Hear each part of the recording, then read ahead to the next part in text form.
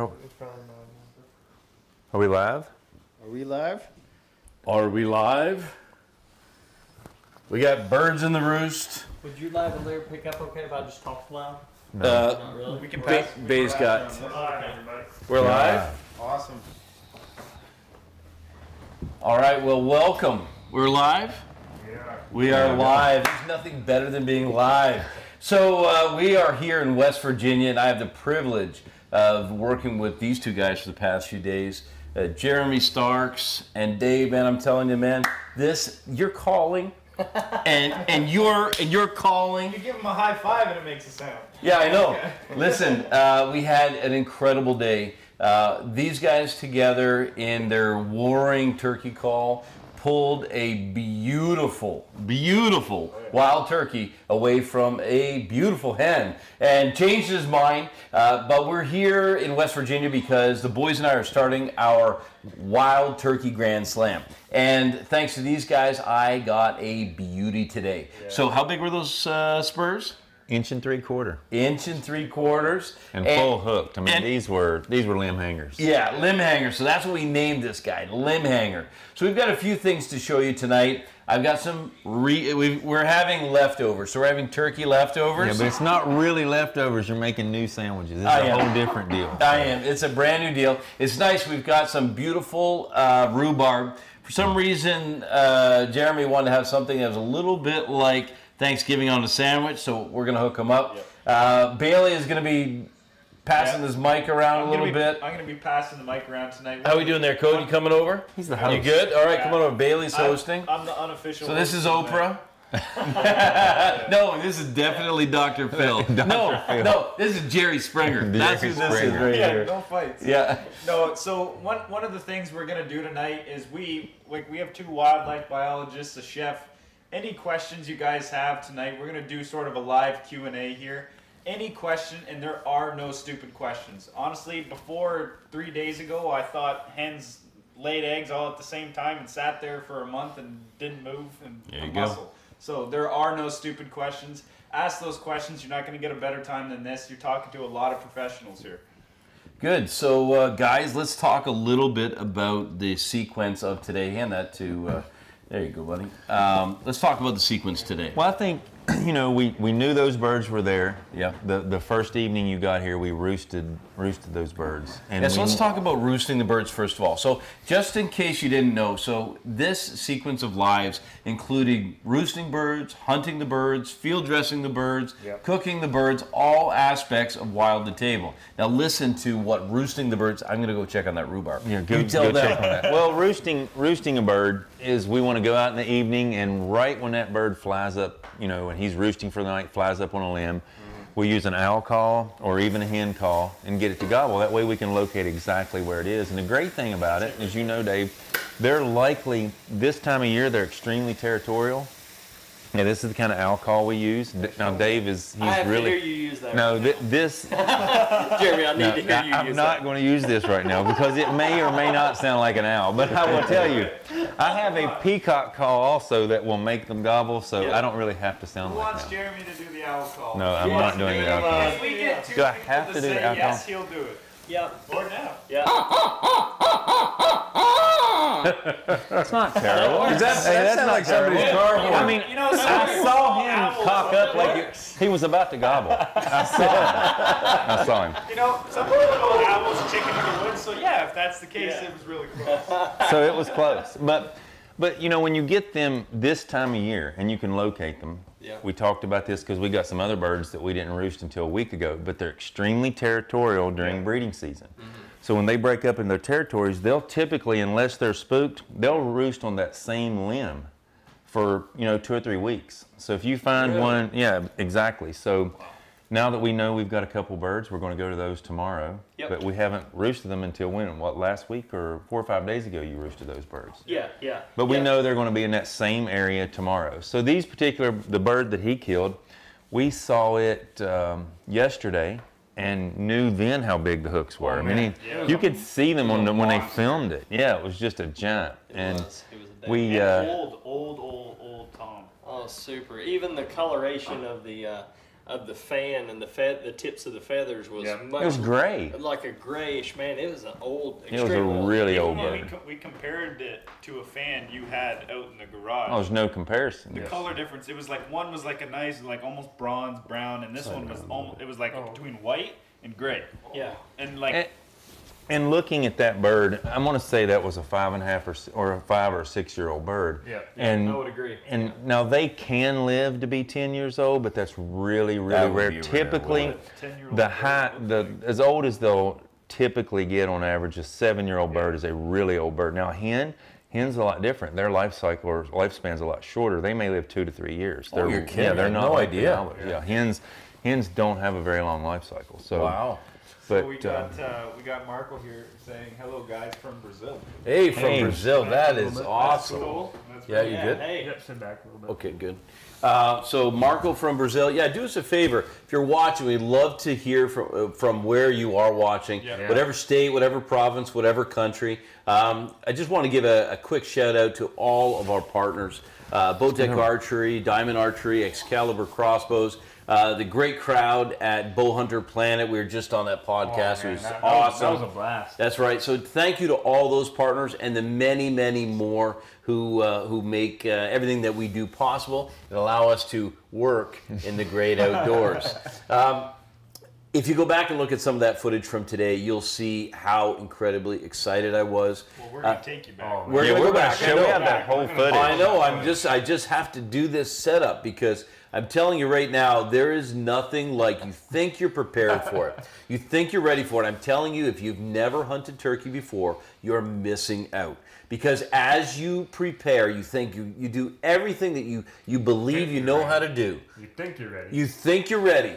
But I'm telling you, when that big Tom walks out and he is all business, and he is ready to rock. And their behaviors, the way that and you'll see it in the footage, the way that he came down that hill like he was king he of was that king. mountain. He literally, blew everything else out, and he had those hens desperate for his attention. It was awesome. Even before you guys started calling, that hen was literally the most active hen I've ever seen, personally. Yeah. She was calling and calling and calling before any of us had Well, even seen and her. two, we talked about, you'll have that dominant gobbler there. They're real territorial during the breeding season, and he's got a lot of turkey ran off. And if you noticed early on that morning, we had a Tom calling down below us. He was gobbling. Yeah. Well, He when stayed down there. He was when staring this clear. turkey gobbled, everything shut up. It's so true. They It's shut so up. true. Which, if you'll get a young Tom gobbling, this is their bedroom, their home. They know who's yelling. They know those individual voices because they all, as you heard today, and you hear these hens, you can tell differences in the raspiness, the depth, the tone. It's so much different.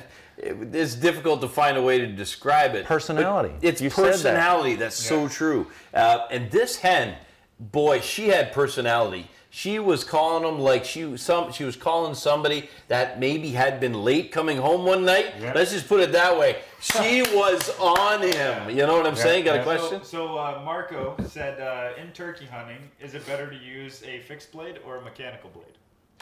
Now, me personally, I really like a mechanical broadhead, Yeah, especially for turkey, because the large cutting diameter. Yeah. I don't think there's a wrong broadhead to use, but I do believe, personally, I like that larger. And also, when you have with a turkey, and you have a bow that's shooting fast, if you're using a compound, using that larger cutting diameter actually slows the arrow down, so you get more penetration Or energy, and into more- that, dissipation into that. Kinetic energy, and also when that broadhead slows down and it's passing through, you have those razor sharp blades on a mechanical, and as that bird starts to fly, whenever you shoot a bird, it starts to fly. That blade inside is going to start tearing stuff up, and that's going to be a nice clean kill. Absolutely. Yeah, where a fixed blade would go through so fast. Yeah. it may You not wouldn't do as lose much energy in that bird, Yeah, yeah. so the I've harder you actually can hit it. seen Fixed blades make such a clean cut. Yep. Where it's just like it went. Ding, and the deer's like, what? Well, with the turkey especially, you're not really trying to get a lung shot, so that's not going to happen. You're just trying to hit him in the vital area, leave an impact, and if you can really hit him hard and knock him over, that's going to, you're going to allow that retrieval is going to be a little easier. Like today, we upended that bird when he shot, and he didn't make it very far. So that was the recovery of a lifetime, though. that was pretty You know, cool. like running down that hill, run so fast. you know, My life. If you haven't seen that recovery, there's a couple things that happened. First of all, Jeremy split like Predator jumping through the jungle. I mean, I think he completely forgot he was a human being and he went full turkey. And then you got about halfway down the hill and I'm like, he's going after my bird, right? So then my instincts kick in, and I'm firing down the hill as well. And I mean, it was a combination of a great setup, a great hunt, a great recovery, and then I mean, how long did we stand there talking afterwards? Yeah, we were hours talking about And- the whole experience. And not even that, but when we were searching the woods before, I saw another turkey. That was fly up. probably the tom that we had been hearing down there All day gobbling, long. but stayed away from that bird. come up. And Yeah. but we, you know, all the turkey hunting that we've done, and you know, you've done a fair amount recently too. Yeah.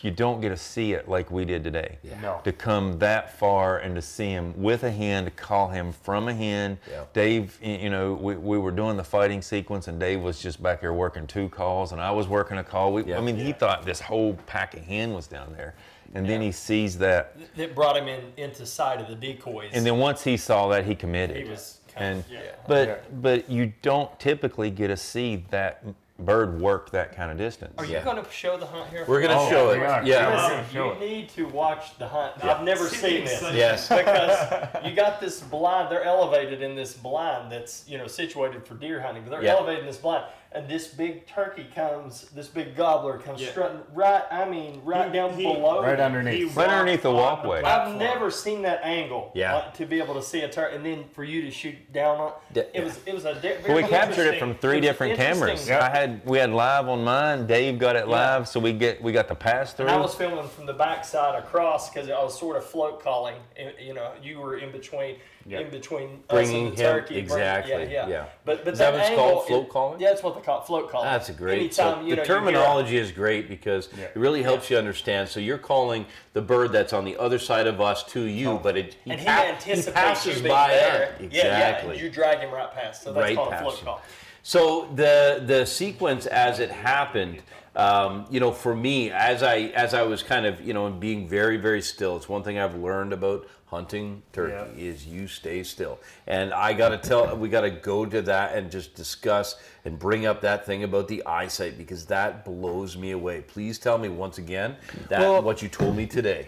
A turkey can see, you know, somewhere around 275 to 285 degrees. Yeah, so I'm thinking like, So so that's like, so if you imagine a circle like this, we're talking like almost 3/4 he of can a turn circle. his head a 1/4 inch either way and see around him. So you that's think the about thing. that. Wow. That's the thing. So you're thinking, okay, oh, that bird has got his head away from me. I can make a movement and let's say raise my crossbow. But if he's just like this, That's it. That's it. That's all he needs. And all he He's has to got do you. is turn his head this much and he sees you. and he sees you. So that's where, when they're fanned out like that, Yeah. that's the perfect time to get your crossbow ready, your bow ready, Yeah. and you know when he's facing away from you. And honestly, that's my favorite shot with archery on a turkey is the Texas heart shot. Texas hard shot. Texas- We here's- actually talked about it the night before, and Jeremy took me through the sequence Yep. and told me, you know, to aim just above the anus, to actually aim at your exit. Right, you always aim for Aim your for when your you're from an exit. elevated point. Always aim for your exit.